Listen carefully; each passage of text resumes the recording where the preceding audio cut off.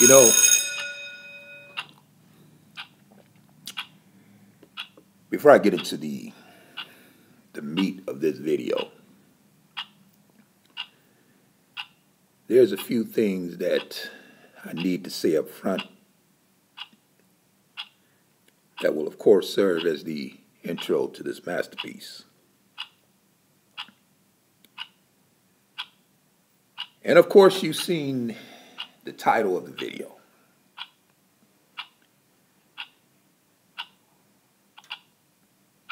Now, before I get into all of the hubbub that took place in that courtroom, let me explain to y'all why y'all viewing the pictures that y'all viewing and what's coming down the pipe. Earlier this week, as many of you know who follow me on Twitter, I sent out a tweet pertaining one Stacey Dash, who was arrested, I believe, over the weekend for an altercation with her fourth white husband. And you want to talk about some hypergamy, but we was preparing ourselves to deal with that until this Amber Guyger sentence came down, I believe, on Wednesday. And my ticket is acting up, and I don't like that. Somebody's trying to call me. Interrupting, you know, this is what happens, y'all, but let me get back to what I was saying. So when the Amber Guyger piece came down, I said, you know what, I'm going to put this Stacey Dash on the back burner. And the video, the memes that I had created that I was going to use for the Stacey Dash video, I had to take them out. I don't even want to use them. I'm going to preserve them for Stacey Dash. That video I might produce on Tuesday, depending on my schedule. Don't hold me to that. But if I don't do it Tuesday, I most certainly will do it for next weekend. And the reason why that is because I believe that this here with this Amber Guyger in the courtroom and everything that we witnessed, that supersedes her. I mean, we can get to her anytime. So I had to fill this video up with some images. And since my New York Yankees, I believe, are not only going to make it to the World Series, I believe they're going to win the World Series, I thought I would pay homage to them by using some images from a trip to a Yankees game with one of my partners. And that's why I'm going to use those images in the beginning of this video. I didn't even want to use that Stacey Dash because the Stacey Dash memes are delectable classic memes. And I said, you know what? I'm going to just take them out. I'm not going to even create no new ones for this video. I'll throw this in there and give my commentary, and we'll put that Stacey Dash on the back burner. But now this weekend's Rabbit Hole production is going to deal with the unedited version of what took place in that courtroom. Something that took, and I'm telling y'all, when I seen that, and I was actually channel surfing, because I was actually on my way out the door. And when I seen that they had came back with what they were going to gift this woman, I stopped, I sat down because I wanted to hear it. But then they said, well, you know, the family is going to give a victim statement. And, you know, I was like, let me hear this. Let me see what the family got to say. So when that brother got on that stand and proceeded to say what we all seen, immediately I thought to myself, I'll be damned. Once again, black masculinity has taken an L. But I'm going to deal with the harsh critique of that in the whole. Y'all know what it is, second nature like breathing. If you want that unedited version of what that brother did on the stand, which is a travesty, a complete travesty. And in this video, as you see in the title, we're going to deal with who's to blame. Who's to blame for that? Not only who's to blame for him, but who's to blame for that judge?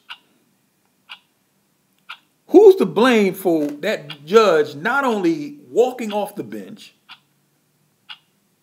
Now, see, let me say this, because I had a conversation with the most honorable Kwesi 100, I believe it was on either Wednesday or Thursday, and we were talking about this. Well, actually, it was Thursday, because we were talking about this. And I told Kwesi, listen, if the judge wanted to console the parents and the family, I don't have no problem with that. I don't have no problem with her walking over to the family, consoling them. Listen, I have no problem with that whatsoever. I even didn't have a problem with her consoling Amber Guyger. I had no problem with that. I mean, it was weird, but I you know, okay, whatever. I didn't have no problem with that. The bridge too far for me was when that woman came out there with that Bible and proceeded to read a passage of scripture and pray for this woman. That was a bridge too far. It was at that point I said, you know what? I got to deal with this in the hole, man. We got to deal with this in the hole. She is summoned to the hole. And like I told you, second nature like breathing. If you want to send me an email, I'll send you the link. But before I get into that, before I even address that, let me say this, because you know I heard a lot of videos, I heard a lot of commentary from you Negroes. And these Negroes are all mad. They were all upset. They calling the judge a mammy and oh this and the judge this and the judge that. And the reason why I can't take that critique of y'all and that judge serious is because I know for a fact, I know y'all like the back of my hand. I know you Negroes.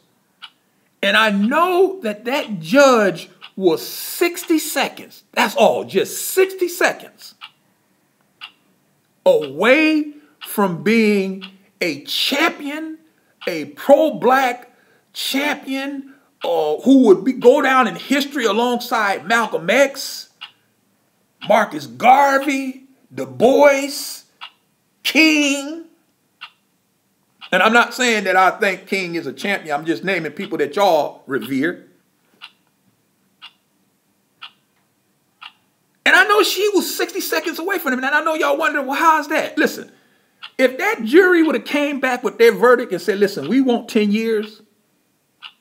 And that judge in 60 seconds said, you know what? No, 10 years ain't good enough. I'm going to go over this and I'm going to suggest 28 years. Had that woman had done that, you very same Negroes who today are calling her a mammy, a sellout, a coon, a black buffoon, she's on the payroll. You very same Negroes would have took this black woman and y'all to put her on t-shirts. Y'all to call her a pro-black champion who stood in the face of white supremacy and didn't flinch. Had she was 60 seconds away. That's how easy it is to be pro-black. And I've told y'all that. It's just that easy. Not only have I told y'all that, but I've also told y'all love white people. It took me some time to realize this, man. It really did. It took me some time to process this shit. Because I was always listening to the rhetoric. I was always listening to the rhetoric. And I would listen to what you Negroes say. And I've told y'all, whenever your behavior does not align itself with your rhetoric, you are a hypocrite. There's nothing else we can call you. Even if your behavior don't align itself with your rhetoric on one case, on one incident, one thing that has happened, your rhetoric didn't align itself with your behavior. Okay, we won't say that you're all the time a hypocrite, but at this time you're being a hypocrite. And when you look at these Negroes and all of this rhetoric that they put out about this white man and this white woman, the white man is the devil, the evil white man, the evil white woman. You can't trust the white woman. The white woman is the gatekeeper of white supremacy. All this rhetoric that y'all say about this white woman, but then when you look up, and I'm scratching my head because I'm thinking, well, God damn it, where are all these biracial kids coming from?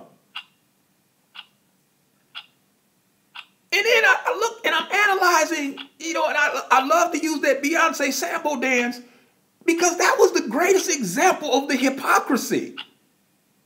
I mean, this is a woman, y'all, who said, I'm paying homage to black women of the Black Panther Party who rejected European standards of beauty, and I'm going to pay homage to them while wearing a blonde weave. And Black America was cool with that shit. Black America applauded this shit.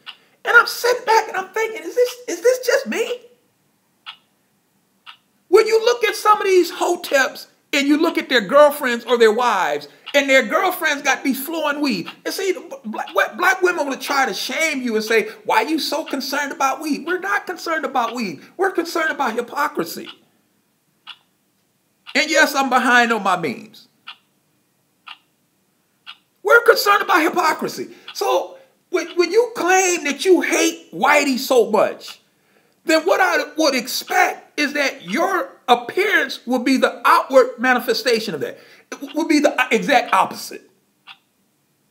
So you can't run around with blue contacts or flowing blonde weave telling me you hate white people. That's bullshit. And I told y'all, listen, y'all love white folks, man. You have to conduct a 40-yard dash. Put that black man in one lane, put that black female in the other lane, and have them run a race. And put a white man at the end of the race at the finish line, put a white woman at the finish line, and have them Negroes run a 40-yard dash. And I told y'all, it's going to be neck and neck. It's going to be a photo finish. You're going to have to do like they do in the NFL. Look at that, slow motion, different camera angles to see who actually won that race. And then when we look at it from all the different angles, slow motion, we're going to have to come out as under further review. The play stands as called on the field. Them Negroes love that white man and woman. Y'all love them. Yes, y'all do. So when I heard all of this hubbub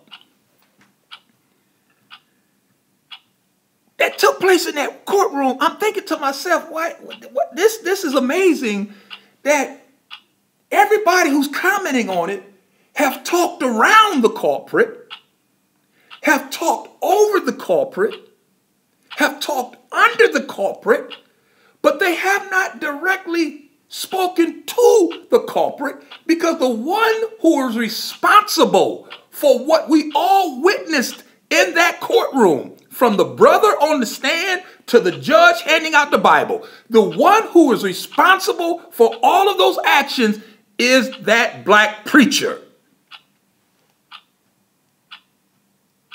And the reason why he is responsible for what we seen in that courtroom is because it is from the teachings and the preaching of black pastors who have indoctrinated black people to forgive their enemy, to turn the other cheek, to pray for those who use you. Now, I heard some people mention, well, it's because of Christianity. That's too vague, y'all. No, that's too broad. That's too broad, man. No, put the hammer on the nail. It's that black preacher. And all of these Negroes could not find themselves attacking the one who was responsible for that brother standing there or sitting on that stand, and telling the woman who murdered his brother, hey, listen, y'all, come on now, shit. I mean, dude. And again, this is something I told the Crazy 100. And we disagreed on this. Because I told him, listen, man, if the brother would have written her a few months from now, if he went to go see her next year, and he wanted to tell her that, okay, whatever. I'll still disagree with it, but whatever. But to sit there on the stand when this woman's heart has not even slung, when they gave her them 10 years, her heart had to be pounding out her chest. So her heart hasn't even gone back to regular beats. And before her heart can get back to regular beats, Your black ass is on the stand telling her, I love you. I don't wish no harm on you. I wish the best for you. And oh, by the way, can I hug you?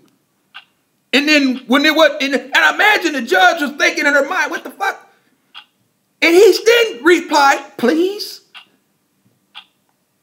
And I'm sitting there and I'm looking at this shit. I'm thinking, my God, this is so much evidence that proves everything that I've said about this Negro. I mean, I may have to do a trilogy on this shit. And then he goes and proceeds to, and I know that cop who stood there had to be thinking, man, what the fuck is this? This is the woman that just murdered your brother, cat. And you mean to try to tell me that you're willing to forgive? And her heart is still pounding out of her chest because she knows I'm going to be going for at least, well, I'm giving 10 years. It's going to be 5. Because as soon as she's come up for parole, she's going to make parole. Because one of the things that is going to take into consideration when she comes up for parole is what does the family want? If the family is sitting there saying, no, don't let her out, then that's going to weigh heavily on her parole. But hell, they ain't going to come there and say, don't let her out. This Negro just said, I love you, I forgive you, I don't wish no harm on you, and I really don't want you to go to jail. Now, that's some shit you say to a female that you break it up with. You know, you got a female, it's not often, y'all, but, you know, every now I can count them on one hand. The black females that I have dealt with who, when we parted ways, we still cool. And maybe 1 or 2. Not many. But, you know, you got the one female, you break up with them, and y'all, it's a mutual separation. Hey, look, this ain't working out. I don't hate you. I wish the best for you, but it's just not clicking with us. But we can remain friends. That's the shit you say to somebody like that. I really like you. I wish the best for you. I don't want no harm on you. I don't want to see nothing before you. But let's just end this. That's what you say to a female that you break it. You do not say that shit to a female that just murdered your brother. Unless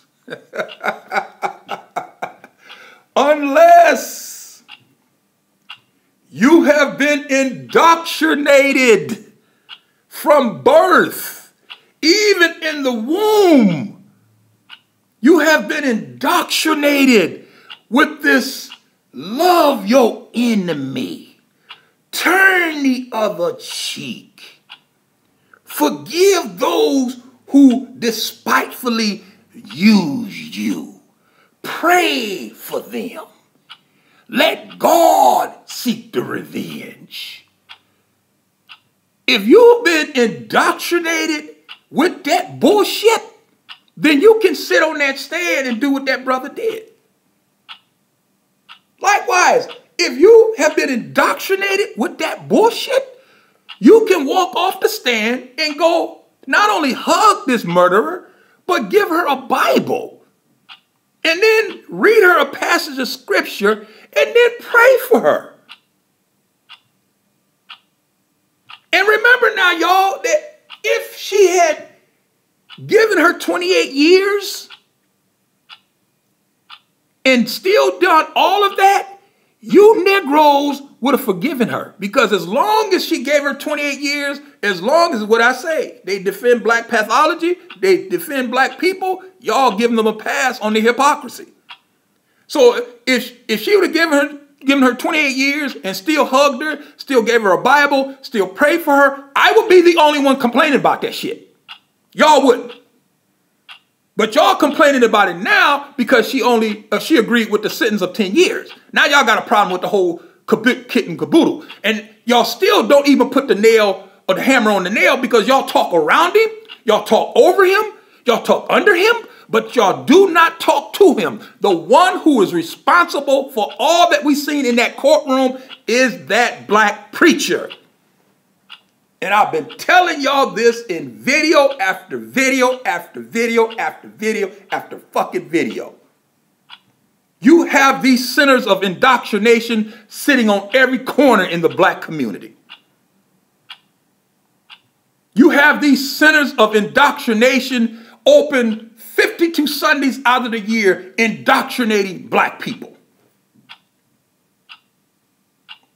And the reason why nobody, and I ain't going to say nobody, when I say nobody, I'm not talking about obviously no one, because there are some people who do confront him, but not in the numbers that it should be. But the reason why he still gets a pass is because the black preacher is funded, financed, supported by who? Black women. And I've told y'all in video after video after video, if you go check that black preacher, you might as well check that black woman, because they are connected at the hip.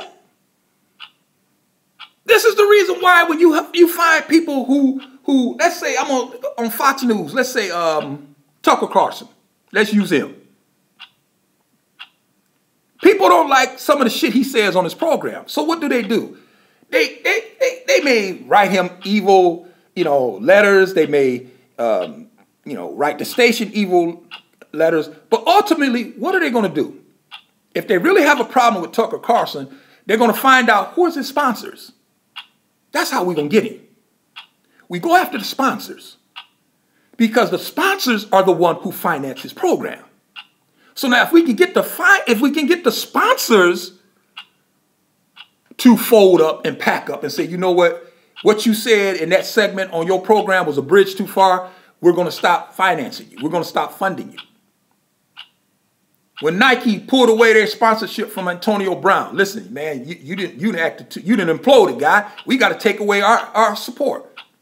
We don't want you representing us anymore. So they pulled away their sponsorship. So if you have a problem with Tucker Carlson, you have a problem with Sean Hannity, you have a problem with Judge Deneen, you go after the sponsors of their program. Likewise, if you have a problem with the black preacher, you ask yourself the question, who is his sponsors? Who's financing them? Who's paying for that Lamborghini? Who's paying for that home in the suburbs? Who's paying for those Allen Edmonds shoes and those suits? Who's paying for this shit? And when you look at who's funding and financing the black pastor, you're going to be standing face to face with your black woman. So you can't check the black preacher without checking the black woman, because the black woman finances and funds him. So therefore they are connected at the hip. And that's the reason why you see all of these Negroes acting like what we seen of that brother on that stand is just, oh my God, what is this? Where did this come from? The judge handed her the Bible. Oh my God, where did this come from? I ain't never seen anything like this. What? She praying for a murderer? Where did that come from? They talk around it. They talk over it. They talk under it, but they don't talk to it. The one who is responsible for all that we've seen is that black preacher. And why is he the one responsible, you ask? It's because of the teachings and the preaching of the black pastor in these centers of indoctrination, these centers of these well-kept monuments of failure that dot the black community, sitting on every corner, sometimes sitting side by side. It's because of the teaching and the preaching of that black preacher who tells black people to forgive, turn the other cheek, let God be the one who seeks the vengeance, pray for your enemy. And then they come out with the passage of scripture that in John that they love so much. By this, by what? By this shall all men know that you are my disciple. Meaning Jesus. Jesus talking now. He's telling his disciples, listen, by this, by what? What are you talking about, Jesus? By this, by your capacity to love. by your capacity to forgive, by your capacity to turn the other cheek. By this shall all men know that you are a child of God if you love everybody. So you got Negroes who believe the teachings and preachings from their pastor.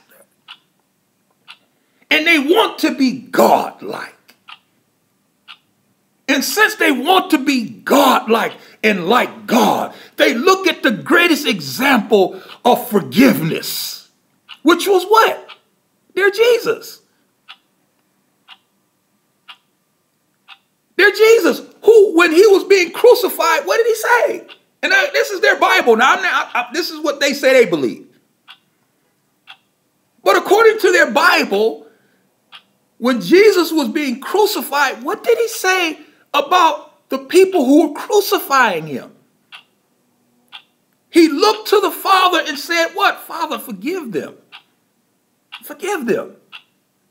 For they know not what they do. Now, this is their Savior who's being crucified, a man who they believe was perfect, a sinless man who's hanging on the cross, looking to his accusers and saying, forgive them. They don't know what they're doing. So the teaching and the rationale goes as such. If Jesus can look to his accusers and forgive them, and Jesus was perfect, according to them, then who am I? And I'm not saying me. I'm speaking as if I'm this brother on the stand. Who am I to hate this woman who killed my brother? Because again, according to the theology of the Christian, his brother is in a much better place than I am. Because his brother is in the presence of God. So who am I to judge this woman? I'm going to forgive her. I'm going to love her. I'm going to tell her I want the best for her. And then I want to go down and hug her. And the reason why he did all of that is because of the teaching and the preaching of that black preacher. He is the one that is responsible. But because that black preacher is financed, funded, supported, backed, loved by your black woman, y'all dare not call him out. Y'all ain't sending those black preachers emails. Y'all sending me emails. Y'all ain't digging up dirt on these black preachers. Y'all digging up dirt on one another. Y'all ain't sitting there trying to mock these black preachers. Y'all trying to mock me. Y'all can't touch that black pastor. Why? Because that black pastor is the apple of the black woman's eyes. And to check him is to check her. And we already know y'all ain't going to do that. That's the reason why all the videos that you heard talking about that brother and what he did, they talk around it, they talk over it, they talk under it, but they do not talk to it. The one who is responsible for that bullshit is that black preacher. He's the one that has indoctrinated black people into this mindset, this toxic mindset. In Charlotte, when that dude stood up after that Bible study and assassinated those people before he was even arraigned, I forgive you. I got some of you Negroes who are still mad at me because I stole some candy out of your bag when we were 6 years old going out trick-or-treating. And you Negroes are still holding a grudge on me. You won't speak to me because of that. I ain't speaking to him. Why? What did he do to you? When we were 6 years old, he took some candy out of my bag. What? Yeah. But now a guy who can murder your brother, a guy who can stand up in church and assassinate your church members. I forgive you. I don't hate you. And the pastor sits back and laughs because he knows that he sees that, hey, the indoctrination is set. And this is the reason why I tell pro-blacks, listen, man, if y'all want to talk about revolution, y'all want to talk about black people coming together, y'all got to deal with this institution.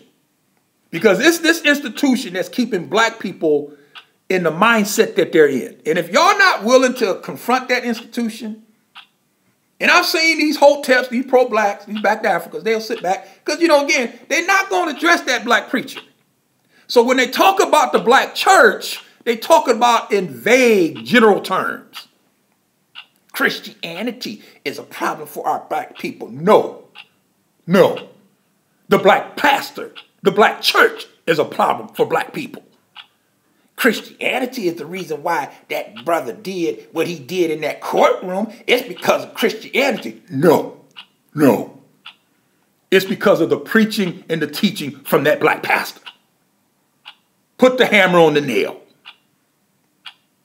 But you know, if you put that hammer on that nail, you know who's going to come and cop an attitude with you? This black woman. You better not be talking about my pastor. So the Negroes will say in generalized terms, well, you know, the black pastor in the black church is actually a tentacle of white supremacy. They'll say that shit. Not really realizing what they just said. And I actually would tend to agree with you. But when you unpack that statement, look at what you're saying. I mean, if you're going to go that far and say, well, you know, the black church and the black preacher is actually an extension of white supremacy, I would tend to agree with you on that. But now, what you have to explain to me then is, then how is your woman upholding a tentacle of white supremacy? What you going to do with that, brother? Mr. Pro-Black? Mr. Black First? Mr. Hotep? You just said the black pastor and the black church is an extension, a tentacle of white supremacy. And again, I would tend to agree with you. But now, let's go further. Don't stop there. Because now you got to ask yourself the question, why is it that your woman is upholding a tentacle, an extension of white supremacy? Because it is well documented. You can't get out of this. The black church stays afloat because of the money that black women give to it. Everybody knows this. Everybody knows this. This shit ain't no secret. So if the black pastor is a tentacle, an extension of white supremacy, then that means that he is being supported by your black woman. What you gonna do with that? Where's the Google Hangouts on that? Where's the live streams on that? When y'all gonna confront this? And then you Negroes are so dumb that y'all will even allow these sisters who call themselves Christian, who have no problem with saying, yeah, I'm a Christian. I love the Bible. And y'all will even allow these women to sit on y'all's live streams debating the Bible with y'all. And y'all sitting there debating the Bible with, well, I mean, I know why, you know, I'm not going to say it here. Y'all, if y'all been in the hole, y'all already know. Y'all know who I'm talking about, and y'all know why this is done. But I'm not going to say it here because we already know they looking for a reason. I'm not going to give them one. But y'all know because I've addressed this in the hole. That was a travesty all the way around. And what we all witnessed from not only that judge and her actions to that brother and his soft, moist, beta male, effeminate, I want to hug you. I don't wish no harm on you. I forgive you. I wish the best for you. Again, this is shit you say to some chick you breaking up with. And y'all agreed to have a mutual breakup, and y'all agreed to let's keep this clean and we can remain friends. That's the shit you say to her. You don't say that to somebody just murdered one of your own. Unless you have been completely indoctrinated by this preacher, which the majority of y'all have. And that's the reason why I say it's his fault. Put the blame where the blame belongs. It's not on white supremacy. It's not on the ongoing legacy of slavery. It's not on institutionalized racism. Put it where it belongs. It's on that black preacher. And the only way that any of those things can come into play is if you agree that that black preacher is an extension of white supremacy. Then you also have to answer the question, why aren't you attacking the one that funds him? Why aren't you attacking? When YouTube decided to revamp their whole ads and playing ads in people's videos, it was because people were complaining to the sponsors. And they seen shit pop up on videos that they disagreed with, and those sponsors said, we have nothing to do with that. That's YouTube. So they got on YouTube. Listen, we don't like this shit. We don't want our videos showing up on these radical videos. So they changed it and they removed it because that's how you get things accomplished. You attack the sponsors. You attack the sponsors, the one who's financing this black preacher is that black woman. Can't get around this. If y'all had a problem with what y'all seen in that courtroom, that's where you start. If y'all had a problem with what y'all witnessed by that judge, that's where you start. But I already know, I know y'all not gonna do that because I know to attack that black preacher is to attack that black woman, and I know y'all just don't have the heart to do that. That's the reason why I call them untouchable. That's the reason why I tell y'all, listen, they can get away with anything. Y'all not gonna confront them. Y'all just not. But this is the politically correct version of this. I actually got through it without having to scratch anything from the record. If you want the unedited, unscripted version of this, you know what it is, second nature like breathing.